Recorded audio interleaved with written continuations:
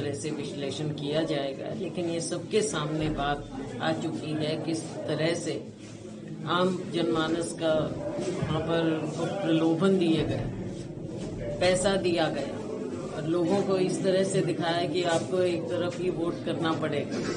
लोगों के सामने इस तरह की बातें रखी और जो सत्ता पक्ष है, खास तौर से भाजपा की मैं बात करूंगी, भाजपा ने हर तरह का हथकंडा वहां पर अपनाया। इनके नेताओं ने जिस प्रकार की भाषा का उपयोग किया, जैसे इन्होंने चुनाव लड़ा, लोगों के सामने किस तरह से ये पेश आए, सब बातें हैं।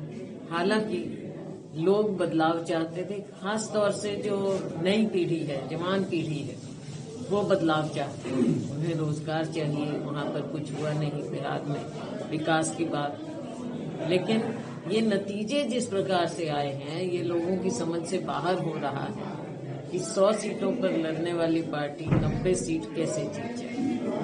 इन बातों पर गौर तो करना पड़ेगा, लेकिन हम भी पार्टी की ओर से भी इस पूरे चुनाव का विश्लेषण करेंगे। फीडबैक ब्लास्ट हुआ जो दिल्ली में अत्यंत दुखदायी है,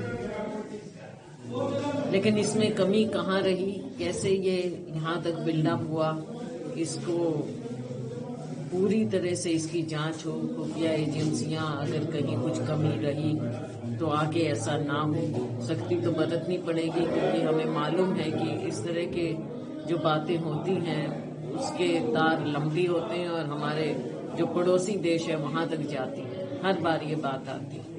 तो इसको बहुत अच्छे ढंग से सरकार को भी और खुफिया एजेंसीज को चौकन्ना होकर लेना पड़ेगा। लेकिन जो कश्मीर में हुआ वो अवॉइडेबल था, वो नहीं होना चाहिए। किसी भी प्रकार से वहाँ पर ऐसा नहीं होना चाहिए था। और ये तो ऐसी चीजें जब होती हैं तो ये लोग जो देश के दुश्मन हो उनका तो मकसद हल होता है।